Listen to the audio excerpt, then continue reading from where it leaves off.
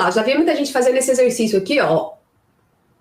Manda um bico, diz, né, que é bom para diminuir papada e melhorar pescoço. Não gosto porque quando você faz esse movimento aqui, ó, se você traz um pouco para frente, as pessoas que têm problema na articulação, ATM, né, articulação temporomandibular, podem ter mais problemas, pode piorar o bruxismo, pode piorar, ó, ruga nos lábios, tá vendo?